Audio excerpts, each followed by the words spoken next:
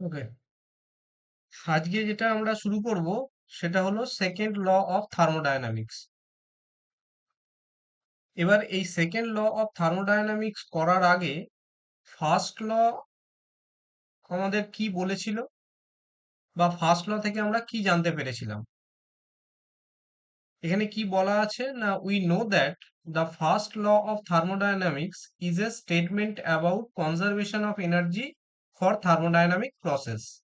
এর মানে কি, না এর মানে হলো যে ফার্স্ট লটা শুধু এনার্জি কনজারভেশনটাকে ডেসক্রাইব করে, কিন্তু এনার্জিটা কোন দিক থেকে কোন দিকে ফ্লো হবে সেই ব্যাপারে কিন্তু কোনো রকম কোনো ইনফরমেশন দেয় না।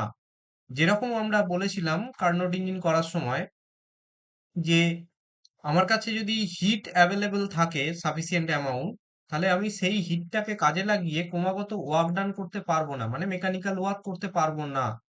কিন্তু উল্টোটা, আমার কাছে আমি যদি মেকানিক্যাল ওয়ার্ক ক্রমাগত করতে থাকি বা করতে পারি, তাহলে সেখান থেকে আমি কন্টিনিউয়াসলি বা স্পন্টেনিউয়াসলি হিট জেনারেট করে যেতে পারি। মানে আমি যদি হাতের তালু দুটো ঘষতে থাকি, তাহলে হিট জেনারেট করতেই থাকবে। কিন্তু কোথাও যদি আমার একটা মোমবাতি জ্বলে, সেখান থেকে যদি আমি যে হিটটা জেনারেট করছি, সেই হিটটা জেনারেট যে হলো, সেই হিটটা দিয়ে ক্রমাগত আমি মেকানিক্যাল ওয়ার্ক করতে পারবো না। সেই জন্য এখানে পরের প্যারায় যেটা বলা আছে, যে however we will agri that it gives no information about the direction of the flow of natural process। মানে ন্যাচারাল প্রসেসের ফ্লোটা কোন ডিরেকশন থেকে কোন ডিরেকশনের দিকে হবে সেই সম্বন্ধে এখানে কিছু বলছে না। আর কি না, for instance, it is a common experience that heat cannot be flow by itself from a colder to hotter body. কারণ আমরা জানি যে সবসময় হিটটা হট বডি থেকে, মানে যে টেম্পারেচারটা, যে অবজেক্টের টেম্পারেচারটা বেশি, সেই অবজেক্ট থেকে যে অবজেক্টের টেম্পারেচার কম সেই অবজেক্টের দিকে স্পন্টিনিউয়াসলি ফ্লো হয়। উল্টোটা হয় না। উল্টোটা করতে গেলে আমাকে কিছু কাজ করতে হবে, যেটা আমরা রেফ্রিজারেটরে পড়েছিলাম। তাহলে সেকেন্ড ল এর বাই ডেফিনেশন আমরা কিভাবে ডেফিনেশনটা দেবো, না সেকেন্ড লকে বিভিন্ন লোক বিভিন্ন ভাবে ডেসক্রাইব করেছেন। প্ল্যাঙ্ক কেলভিনের স্টেটমেন্ট বলে একটা স্টেটমেন্ট আছে, আর ক্লসিয়াসের স্টেটমেন্ট বলে আর একটা স্টেটমেন্ট আছে। এখানে প্ল্যাঙ্ক কেলভিন যে স্টেটমেন্টটা, সেই স্টেটমেন্টটাই কি বলছে, না বলছে it is impossible to construct an engine that operating in a complete cycle will produce no effect other than the extraction of heat from a reservoir and performance of an equivalent amount of work। এর মানে কি, না এর মানে second law বলতে চাইছে যে আমি কোনো একটা ইঞ্জিন বা এইরকম একটা ইঞ্জিন কখনোই তৈরি করতে পারবো না যেটা একটা কমপ্লিট সাইকেলে কাজ করবে, আর কোথাও কোনো এফেক্ট ছাড়া সে শুধুমাত্র হিট অ্যাবজর্ব করবে এবং ওয়ার্ক করে যাবে। এইরকম ভাবে কোনো ইঞ্জিন আমি তৈরি করতে পারবো না। সেই জন্যই বলছে যে it is impossible to construct an engine that operating in a complete cycle, একটা কমপ্লিট সাইকেলে সে অপারেট করছে, will produce no effect other than the extraction of heat from a reservoir. মানে একটা রিজার্ভার থেকে ক্রমাগত সে হিট এক্সট্রাক্ট করছে এবং equivalent amount of work say produce করছে। এই জিনিসটা কখনোই পসিবল নয়। এই যে লটা বলা হলো, এই লটা থেকে বা এই প্ল্যাঙ্ক কেলভিনের যে স্টেটমেন্ট, সেই স্টেটমেন্টটা থেকে এইটা পরিষ্কার যে এটা একটা ইঞ্জিন রিলেটেড কথাবার্তা বলা হচ্ছে। ক্লসিয়াস স্টেটমেন্ট বলে আরেকটা স্টেটমেন্ট আছে, কারণ সেকেন্ড ল এর দুটো স্টেটমেন্ট, একটা হচ্ছে প্ল্যাঙ্ক কেলভিন স্টেটমেন্ট আর একটা হচ্ছে ক্লসিয়াস স্টেটমেন্ট। ক্লসিয়াস স্টেটমেন্ট কি বলছে, না বলছে it is impossible two design an engine that operating in A cycle will produce no effect other than the transfer of heat from a lower temperature reservoir to a high temperature reservoir। মানে আমি কখনোই এইরকম একটা engine তৈরি করতে পারবো না বা এরকম একটা ডিভাইস তৈরি করতে পারবো না যে শুধুমাত্র লো টেম্পারেচার থেকে হিটকে এক্সট্রাক্ট করবে, করে গিয়ে হাই টেম্পারেচারে গিয়ে ছেড়ে দিয়ে আসবে, আর কোথাও কোনো চেঞ্জ হবে না। এইরকম ধরনের কোনো ইঞ্জিন বা এইরকম ধরনের কোনো ডিভাইসও আমি প্রডিউস করতে পারবো না। তাহলে এই যে স্টেটমেন্টটা, এই স্টেটমেন্টটাকে যদি ভালো করে তুমি বুঝে বুঝে দেখো, তাহলে এটা হচ্ছে রেফ্রিজারেটরের রিলেটেড স্টেটমেন্ট কিন্তু। কেন? না, লো টেম্পারেচার রিজার্ভার থেকে ও হিট নেবে, হাই টেম্পারেচারে গিয়ে ছেড়ে দিয়ে আসবে, আর কোথাও কোনো ও এক্সট্রা ওয়ার্ক বলো বা কোনো এফেক্ট ও প্রডিউস করছে না বা করবে না। এই যে দুটো স্টেটমেন্ট, এই দুটো স্টেটমেন্টকেই বলা হয় সেকেন্ড ল অফ থার্মোডায়নামিক্স। যে সেকেন্ড ল অফ থার্মোডায়নামিক্সে ওইরকম কোনো স্পেসিফিক ওই ল নেই, মানে যেটা আমরা ফার্স্ট লতে একটা এক্সপ্রেশন লিখেছিলাম, সেই রকম কোনো এক্সপ্রেশন নেই এখানে, স্টেটমেন্ট দিয়ে বলা হয়। এবং সেটা দুটো স্টেটমেন্ট, একটা ইঞ্জিন রিলেটেড স্টেটমেন্ট যেটাকে প্ল্যাঙ্ক কেলভিন স্টেটমেন্ট বলা হচ্ছে, আর একটা ক্লসিয়াস স্টেটমেন্ট যেটা হচ্ছে রেফ্রিজারেটর রিলেটেড। ক্লিয়ার? এবার আমাদের যেটা করতে হবে এখান থেকে, যে এই দুটো স্টেটমেন্ট যে আসলে ইকুইভ্যালেন্ট, মানে দুজন যে একই কথা বলছে, ভাষাটা যদিও একটু আলাদা, কিন্তু দুজনে যে একই বক্তব্য প্লেস করছে, সেই জিনিসটা আমাদের প্রমাণ করতে হবে। সেই জন্য এর পরে আসছি, যে equivalence of Planck Kelvin statement and Clausius statement, এদের দুজনের ইকুইভ্যালেন্সটা আমাদের প্রমাণ করতে হবে। এবার এইটা প্রমাণ করার জন্যে একটু ভালো করে এখানটা বুঝবে, যে ধরো কোনো জিনিস ইকুইভ্যালেন্ট, মানে আমি দুটো অবজেক্ট ধরছি, একটা এ আর একটা বি, বা কোনো ডিভাইস আমি ধরছি, এরা দুজনে যদি আমি ইকুইভ্যালেন্ট বলতে চাই, যে এ এবং বি ইকুইভ্যালেন্ট, তাহলে কি বলতে পারি না, এ যে কাজ করবে এও যদি সে কাজ করতে পারে, তাহলে এক প্রকার আমি ইকুইভ্যালেন্ট বলতে পারি, কিন্তু এটা ফুল প্রুফ ইকুইভ্যালেন্ট হলো না। উল্টোটা যদি আমি বলি, যে এ যে কাজটা করতে পারছে না, এও যদি সেম কাজটা করতে না পারে, তাহলে আমরা সেটাকে বলতে পারি এ এবং বি দুজনে ইকুইভ্যালেন্ট। ভালো করে বোঝো ব্যাপারটা এখানে, যে আমি দুটো সেপারেট জিনিস নিলাম, বা দুটো সেপারেট আমি অবজেক্ট নিলাম, বা দুটো সেপারেট আমি কোনো জিনিস নিলাম, তারা সিমিলার বা তারা ইকুইভ্যালেন্ট আমি কখন বলতে পারি?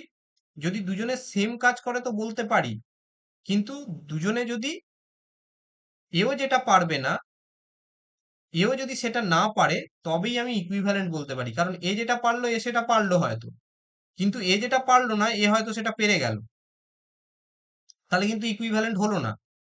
এও যেটা পারবে না, এও যদি সেটা না পারে, তবেই আমি সেটাকে বলতে পারি ইকুইভ্যালেন্ট। সেই জন্য এখানে স্টেটমেন্ট গুলোকে আমি নেগেটিভ হিসাবে প্রুভ করব। মানে যদি প্ল্যাঙ্ক কেলভিন স্টেটমেন্ট ভুল হয়, তাহলে দেখাবো ক্লসিয়াস স্টেটমেন্টটাও ভুল। আবার উল্টোটা, যদি ক্লসিয়াস স্টেটমেন্ট ভুল ধরে নিই, তাহলে দেখাবো যে প্ল্যাঙ্ক কেলভিন স্টেটমেন্ট বা কেলভিন প্ল্যাঙ্ক স্টেটমেন্ট সেটাও হচ্ছে ভুল। ঠিকটা আমরা দেখাবো না, এখানে ভুলটা দেখাবো। আশা করি ক্লিয়ার এটা। হ্যাঁ স্যার, এটা আচ্ছা, এর পরে আসছি আমি এইটা করার জন্যে। প্রথমে যেটা প্রুফ করব সেটা হচ্ছে, যে 1 নম্বর,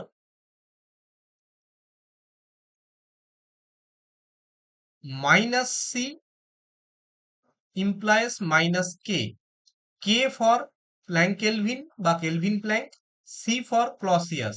মাইনাস ফর হচ্ছে এখানে নেগেটিভিটিটা বোঝাচ্ছি, মানে প্ল্যাঙ্ক কেলভিন যেটা পারবে না ক্লসিয়াসও সেটা পারবে না, বা উল্টো ভাবে ক্লসিয়াস যদি ভুল হয় তাহলে প্ল্যাঙ্ক কেলভিনও দেখাবো ভুল, অথবা উল্টোটা। এইটা আমরা দেখাতে চাইছি এখানে। সেইটা করার জন্য এবার এখানে এইভাবে প্রমাণগুলো করা হয়। কি করেছি, ওপরে একটা হাই টেম্পারেচার রিজার্ভার রেখেছি, যার টেম্পারেচারকে টিএইচ বলে দিয়েছি।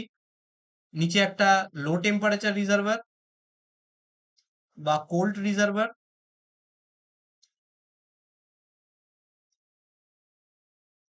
যার টেম্পারেচার হচ্ছে টিএল বললাম। এর ক্ষেত্রেও তাই, আমি আর লিখছি না, এটাকে টিএইচ আর এটাকে টিএল বলে দিলাম। এবার কি করছি না, একটা আমি এই গোল মতো দিয়ে ইঞ্জিনকে কনসিডার করছি, বা একটা রেফ্রিজারেটরকে কনসিডার করছি। রেফ্রিজারেটরটা কিরকম ভাবে কাজ করছে না, কোল্ড টেম্পারেচার রিজার্ভার থেকে কিউএল অ্যামাউন্ট অফ হিট ও নিল, পুরো হিটটা কি করলো, হাই টেম্পারেচারে গিয়ে ছেড়ে দিয়ে এলো। আমি এখানে কোনো ওয়ার্ক করলাম না, কোনো ওয়ার্ক করলাম না। আর এইটা কি না, এইটাকে রেফ্রিজারেটর বলছি আর দিয়ে। আর ফর রেফ্রিজারেটর। হয়েছে? আচ্ছা, এইখানে এটাকে বলছি ইঞ্জিন, ই ফর ইঞ্জিন। সেই ইঞ্জিনটা কিভাবে রান করছে? না এখান থেকে কিউএইচ অ্যামাউন্ট অফ হিট নিল কোনখান থেকে? না হাই টেম্পারেচার রিজার্ভার থেকে। নিয়ে সেটা কি করলো? লো টেম্পারেচারে গিয়ে ও কিউএল অ্যামাউন্ট অফ হিট ছেড়ে দিল, এবং এই যে ডিফারেন্স হিটটা, সেই হিটটা কি করলো? না ওয়ার্ক করলো। তার মানে এখান থেকে আমার এটা ক্লিয়ার যে এই প্রথম যে রেফ্রিজারেটরটা কনসিডার করেছি, সেই রেফ্রিজারেটরটার ক্ষেত্রে এই ক্লসিয়াস যে স্টেটমেন্ট সেটা ভায়োলেট করছে। কেন ভায়োলেট করছে? কারণ ক্লসিয়াস স্টেটমেন্ট বলল যে কোনো রকম ওরকম ইঞ্জিন তৈরি করা পসিবল নয় যে শুধুমাত্র QL amount of hit low temperature reservoir থেকে নেবে এবং হাই টেম্পারেচারে গিয়ে সমপরিমাণ হিট ছেড়ে দিয়ে আসবে। এরকম ইঞ্জিন আমরা কখনোই তৈরি করতে পারি না, কিন্তু আমরা এখানে ধরলাম ওরকম তৈরি করছি। তাহলে কি বলবো এটাকে? যে মাইনাস সি, মানে ক্লসিয়াস স্টেটমেন্টটা ভুল এখানে ধরে নিলাম। এবার একটা ইঞ্জিন কনসিডার করেছি, যে ইঞ্জিনটা ঠিকঠাক ভাবেই কাজ করছে, কোনো সমস্যা নেই, কারণ কিউএইচ অ্যামাউন্ট অফ হিট নিল, কিউএল ছেড়ে দিল, বাকিটাও ওয়ার্ক করলো, সমস্যা নেই। এবার এই দুটোকে যখন আমি কম্বাইন্ড ইঞ্জিন কনসিডার করছি, আর এবং ই, এই দুটোকে যদি কম্বাইন্ড হিসাবে একটা ইঞ্জিন কনসিডার করি, তাহলে সেটা কি হচ্ছে? না সেটা দেখা যাচ্ছে যে হাই টেম্পারেচার থেকে Q H minus QL amount of heat নিচ্ছে, কারণ এ ছেড়ে দিয়েছিল কিউএল আর এখান থেকে নিয়েছিল কিউএইচ। তাহলে এই টোটাল কম্বাইন্ড ইঞ্জিনটা কি করছে? না QH amount of heat minus QL amount of heat, এই টোটাল অ্যামাউন্ট অফ হিটটা উপর থেকে নিল, মানে হাই টেম্পারেচার রিজার্ভার থেকে নিল, নিয়ে কি করলো? পুরোটাই ও ওয়ার্ক করে দিল কিউএইচ মাইনাস কিউএল, এবং কোনো হিট রিজেক্ট করলো না লো টেম্পারেচার রিজার্ভার বা কোল্ড টেম্পারেচার রিজার্ভারে। তাহলে আমি এইটা কি বলতে পারি? এইটা হচ্ছে এই কেলভিন স্টেটমেন্ট বা প্ল্যাঙ্ক কেলভিন স্টেটমেন্ট ভুল। কেন? না তার কারণ প্ল্যাঙ্ক কেলভিন স্টেটমেন্ট কি বলছে? না বলছে যে এরকম কোনো ইঞ্জিন পসিবল নয় যে শুধুমাত্র হাই টেম্পারেচার থেকে বা একটা রিজার্ভার থেকে হিট অ্যাবজর্ব করবে, করে সেই পুরোটাই হিটটাকে ও ওয়ার্কে কনভার্ট করে দেবে, এরকম কোনো ইঞ্জিন বানানো সম্ভব নয়। তাহলে এই যে ডায়াগ্রামটা, এই ডায়াগ্রামটা থেকে আমি কি করলাম? প্রথমে ধরে নিয়েছিলাম কেলভিন স্টেটমেন্টটা ফলস বা ভুল, সেখান থেকে আমি দেখালাম কি? তাহলে এই সরি ক্লসিয়াস স্টেটমেন্টটা ভুল ধরে নিয়েছিলাম, ধরে নিয়ে আমি দেখালাম কি কেলভিন স্টেটমেন্টটাও আমার ভুল হচ্ছে বা প্ল্যাঙ্ক কেলভিন স্টেটমেন্টটা ভুল হচ্ছে। তাহলে শুধু এইটা ভুল হলে দেখালে চলবে না, আমাকে উল্টোটাও দেখাতে হবে, মানে কেলভিনটাকে আমি ভুল ধরে নিয়ে দেখাবো ক্লসিয়াসটাও যাতে ভুল হয়। তার জন্য এই সেম ডায়াগ্রাম আর একটা করবো।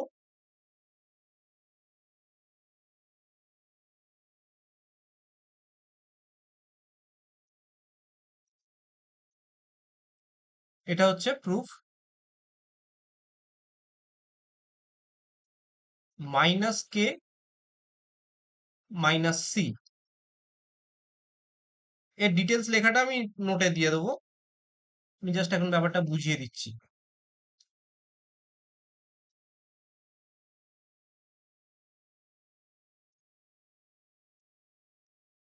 এইটা তাহলে কি হলো? টি এইচ, এটা কত? টি এল।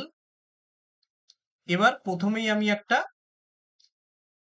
ইঞ্জিন কনসিডার করছি। কেন? তার কারণ আমি কেলভিনটা ভুল ধরছি। কেলভিনটা কিভাবে ভুল হচ্ছে? না এখান থেকে ও Q H amount of heat absorb করেছে, করে ও পুরোটাই ওয়ার্ক করে দিচ্ছে W equal to Q H, আর এখানে কোনো হিট রিজেক্ট হচ্ছে না।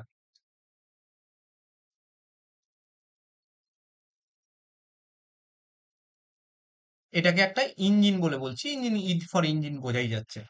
আচ্ছা, এবার কি হলো? না এবার একটা রেফ্রিজারেটর আমি কনসিডার করছি। সেই রেফ্রিজারেটরটা কি করছে? এখান থেকে Q L amount of heat নিচ্ছে লো টেম্পারেচার রিজার্ভার থেকে। এবার এই ইঞ্জিনটা ওকে ওয়ার্ক সাপ্লাই করছে কত? W equal to Q H. আর ও কি করছে? হাই টেম্পারেচারে গিয়ে Q H plus Q L ও ছেড়ে দিয়ে আসছে। তার মানে এখানে রেফ্রিজারেটরটা ক্লসিয়াস স্টেটমেন্টকে ভায়োলেট করছে না, কিন্তু ইঞ্জিনটা কেলভিন বা প্ল্যাঙ্ক কেলভিন স্টেটমেন্টকে ভায়োলেট করছে। এবার যদি আমরা এটাকে কম্বাইন্ড সিস্টেম দেখি, যে দুটোকে যোগ হয়ে যদি একটা সিঙ্গেল সিস্টেম হয়, এটা তাহলে TH, এটা হচ্ছে TL, তাহলে একটা কম্বাইন্ড সিস্টেম এলো এখানে E প্লাস R। তাহলে এখান থেকে টোটাল হিট যাচ্ছে কত, QL, আর উপরে ছেড়ে দিচ্ছে কত না QL, এখানে কোনো ওয়ার্ক নেই। তার মানে এখানে আমি কেলভিন স্টেটমেন্টটা ভুল ধরে নিলাম, দিয়ে দেখালাম যে কম্বাইন্ড সিস্টেমটা মানে রেফ্রিজারেটরকে সঙ্গে নিয়ে যখন আমি দেখছি, রেফ্রিজারেটরকে রিভার্সে চালিয়ে যখন দেখছি বা ইঞ্জিনটাকে রিভার্সে চালিয়ে যখন দেখছি, তখন দেখা যাচ্ছে যে K equal to minus C হচ্ছে, কারণ এটা ভায়োলেট করছে সেকেন্ড লকে। কি করে ভায়োলেট করছে না, একটা লো টেম্পারেচার রিজার্ভার সেখান থেকে হিট ক্রমাগত হিট নিচ্ছে, সেটাকে নিয়ে হাই টেম্পারেচারে গিয়ে ছেড়ে দিয়ে আসছে, আর বাইরে কোনো ওয়ার্ক বা কিছু হচ্ছে না। তাহলে সেটা ক্লসিয়াস স্টেটমেন্টকে ভুল বলছি, ভুল প্রমাণ করলাম। তাহলে প্ল্যাঙ্ক কেলভিনকে ভুল ধরে নিয়ে গিয়ে আমি ক্লসিয়াসকে দেখালাম যে ভুল হচ্ছে। তাহলে এই যে দুটো দেখালাম, যে একটা হচ্ছে ক্লসিয়াস স্টেটমেন্টকে ভুল ধরে নিয়ে দেখালাম হচ্ছে প্ল্যাঙ্ক কেলভিনও ভুল, আবার প্ল্যাঙ্ক কেলভিনকে ভুল ধরে নিয়ে গিয়ে দেখালাম ক্লসিয়াসটা ভুল হচ্ছে। তাহলে এখান থেকে আমি যে কনক্লুশনটা ড্র করতে পারি, যে বোথ দ্য স্টেটমেন্ট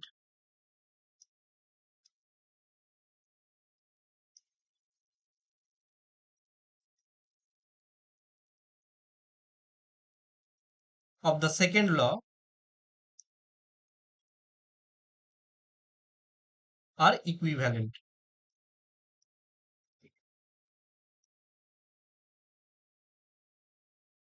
ক্লিয়ার? হ্যাঁ স্যার। স্যার এটাকে ঠিক ধরে প্রমাণ করা যায় না? ঠিক ধরে প্রমাণ করা যায়, কিন্তু যেটা প্রথমেই আমি বললাম, যে ঠিক ধরে যদি প্রমাণ করি তাহলে সেটা ফুল প্রুফ হয় না, মানে সেটা যে ইকুইভ্যালেন্ট হবে তার কোনো মানে নেই। কারণ একটা সিস্টেম এ, যেটা বললাম তখন, যে একটা সিস্টেম এ আর একটা সিস্টেম যদি বি হয়, এ যে কাজটা করতে পারে বিও সে কাজটা করতে পারে।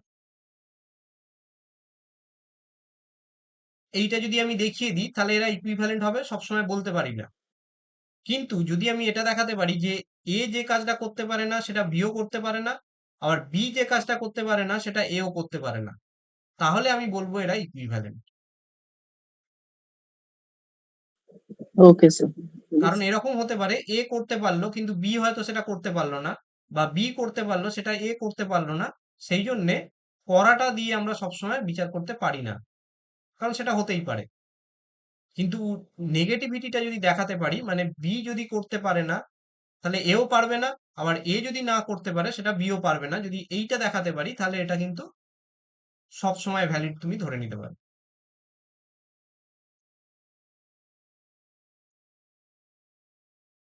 ঠিক আছে? হ্যাঁ স্যার, ঠিক আছে।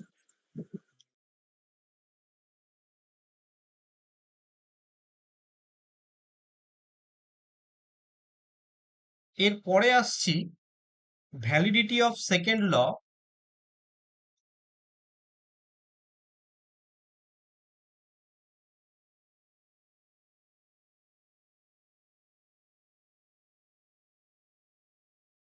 And Maxwell demon.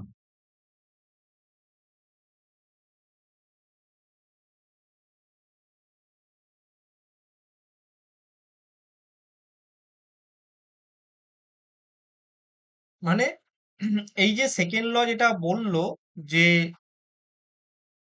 Low temperature থেকে হাই টেম্পারেচারে স্পন্টিনিউয়াসলি হিট যেতে পারে না, এটা ন্যাচারাল প্রসেসের একটা বিরোধী, সেইটা এই যে এক্সপেরিমেন্টটা আমরা দেখবো, এটা একটা থট এক্সপেরিমেন্ট বলতে পারো। সেই এক্সপেরিমেন্টটা দিয়ে আমরা কিন্তু এটাকে ভুল প্রমাণ করতে পারি, মানে সেকেন্ড লটাকে ভুল প্রমাণ করে দিতে পারি। কিন্তু সেখানে কিছু কিন্তু আছে, সেটা পুরোটা করি তারপর বুঝতে পারবে। এখানে কি করছি ব্যাপারটা,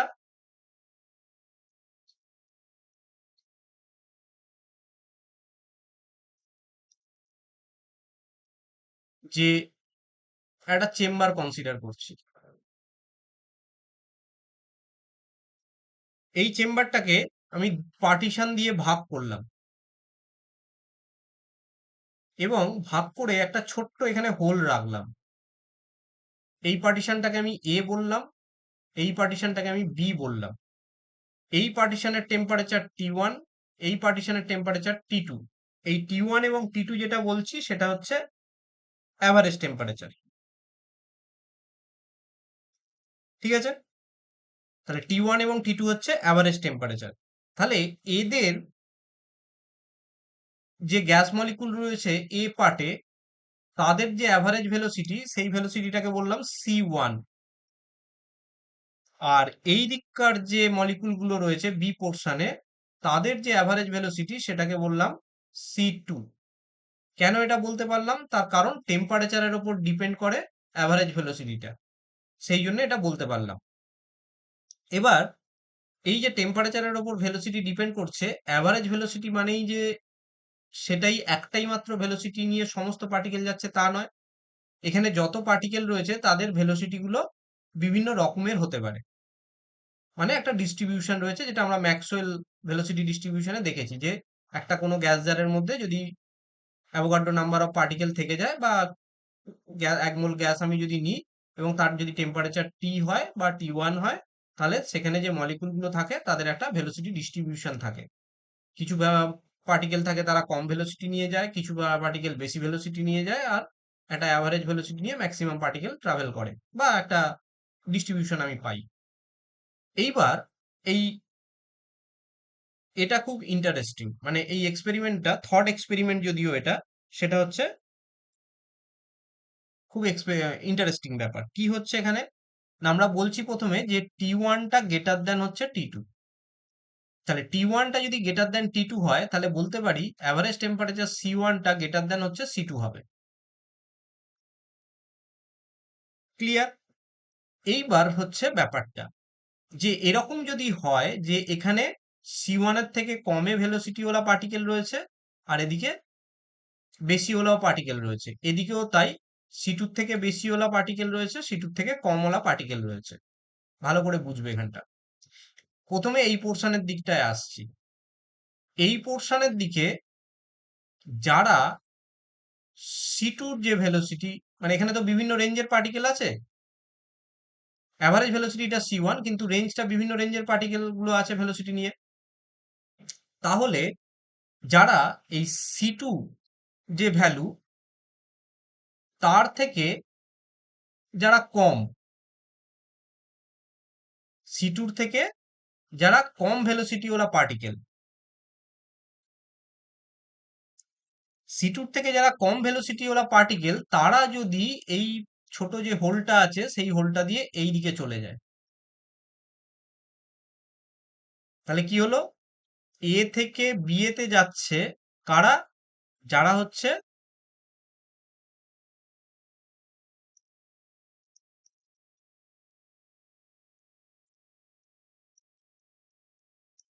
ভেলোসিটি লেস দেন C2।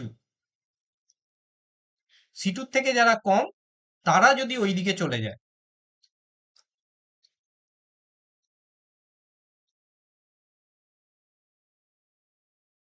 তারা যদি ওদিকে যায়, সমস্যাটা কি হবে বা কি ব্যাপারটা হবে? তাহলে এই দিকে অ্যাভারেজ ভেলোসিটিটা আরো ডিক্রিজ করে যাবে, কারণ C2 থেকে কমওয়ালা পার্টিকেলের সংখ্যা এদিকে বেড়ে যাচ্ছে। তাহলে C2 থেকে কমওয়ালা পার্টিকেল যদি বেড়ে যায়, কম ভেলোসিটি ওলা পার্টিকেল যদি বেড়ে যায়, তাহলে এই দিকের ভেলোসিটিটা, অ্যাভারেজ ভেলোসিটিটা কমে যাবে।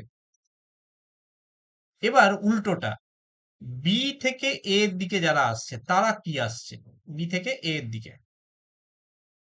তারা হচ্ছে যে এই দিকে বি তে যারা C1 এর থেকে বেশি ভেলোসিটি নিয়ে আছে যে পার্টিকেল গুলো, তাহলে দ্য মলিকুল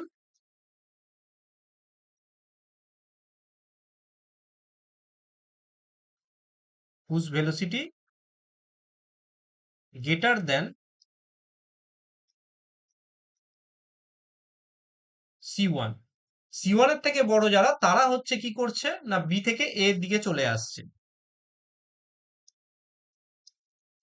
তাহলে কি হলো না এইখানে আমার টেম্পারেচার মানে C1টা বেড়ে যাচ্ছে, তাহলে অ্যাভারেজ ভেলোসিটি এদিকে, আর এদিকে C2টা কমে যাচ্ছে। তার মানে T1টা আমার বেড়ে যাচ্ছে আর T2টা হচ্ছে কমে যাচ্ছে। তার মানে কি হলো, যেন অ্যাপারেন্টলি আমার মনে হচ্ছে যে T2 থেকে হিট ফ্লো হয়ে T1 এর দিকে চলে আসছে। কেন? T1 এর টেম্পারেচারটা বেড়ে যাচ্ছে, T2 টেম্পারেচারটা কমে যাচ্ছে।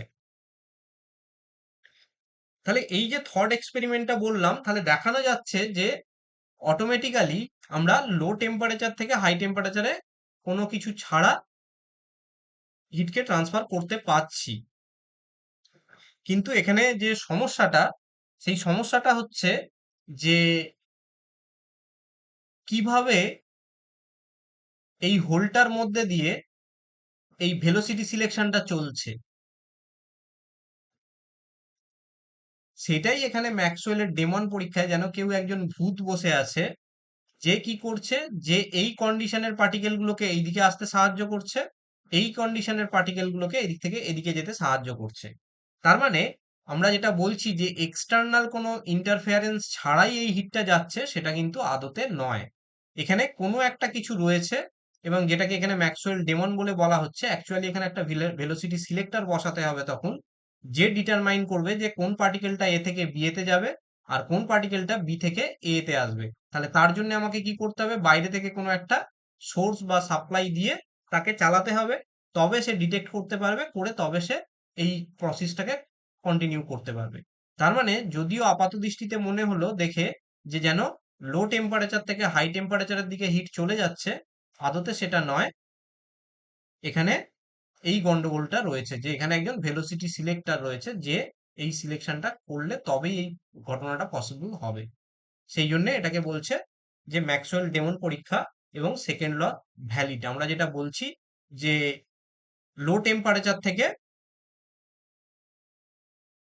হাই টেম্পারেচারের দিকে স্পন্টিনিউয়াসলি হিট কখনোই ফ্লো হবে না। যদিও এখানে যেটা মনে হচ্ছে যেন হচ্ছে, কিন্তু অ্যাকচুয়ালি হবে না। তার কারণ এই পয়েন্টে বা এই যে হোলটা এখানে রেখেছি, তার মধ্যে দিয়ে কোন পার্টিকেল এ থেকে বি বা বি থেকে এ আসবে, সেটা কেউ একজন বসে করছে। এবার ম্যাক্সওয়েল ডেমন কেন, এটা ধরো থট এক্সপেরিমেন্টের সময় ধরে নেওয়া হয়েছিল যে ডেমন যেন বসে বসে এই কাজটা করছে। আদতে তো তা হবে না। করতে গেলে আমাকে এখানে একটা ভেলোসিটি সিলেক্টর ওলা কোনো মেশিন বসাতে হবে, যে মেশিন করবে কি বি থেকে এ বা এ থেকে বি তে যে পার্টিকেল গুলো যাবে তাদেরকে এদিক ওদিক যেতে দেবে।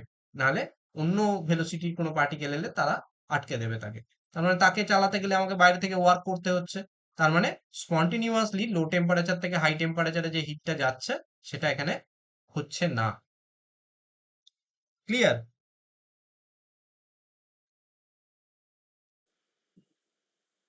হ্যাঁ স্যার, কিন্তু ওই হোল থেকে যে মানে C2 এর থেকে কম ভেলোসিটি কি হোল দিয়ে শুধু পাস করবে, তার থেকে বেশি ভেলোসিটিও তো পাস করতে পারে। না, ওইটাই তো বলছি। যদি এইটা করানো যায়, তাহলে আমি মানে কেউ একজন ধরো এখানে বসে রয়েছে, যেটাকে আমরা ডেমন বলে বলছি। তার কাজ হচ্ছে কি না, এর কাছাকাছি যারা এই সিটুর থেকে কম এর দিকে রয়েছে আসছে, তখন তাকে জন্য দরজাটাকে খুলে দিচ্ছে, খুলে দিয়ে ওদিকে পাঠিয়ে দিচ্ছে।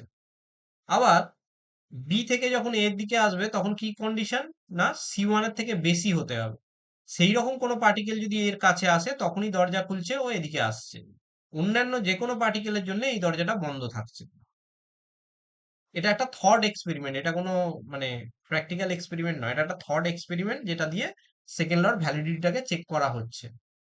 কিন্তু দেখা যাচ্ছে যে এই এক্সপেরিমেন্ট দিয়ে সেকেন্ড লটাকে ভুল প্রমাণ করা যায় না। সেকেন্ড লটা আসলে যেটা বলা হয়েছে যে লো টেম্পারেচার থেকে হাই টেম্পারেচারে হিট ফ্লো করতে পারে না, বা যে কোনো ন্যাচারাল প্রসেসে সবসময় হাই থেকে হাই টেম্পারেচার থেকে লো টেম্পারেচার দিকে হিট ফ্লো হয়। এটাই হচ্ছে ন্যাচারাল প্রসেস।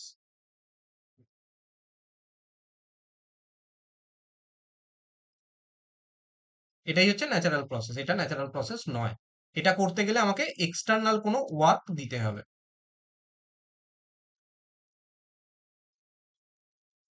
বা এক্সটার্নাল ইনফ্লুয়েন্স কোনো রাখতে হবে, এবং সেটাই হচ্ছে এখানে ভেলোসিটি সিলেক্টর।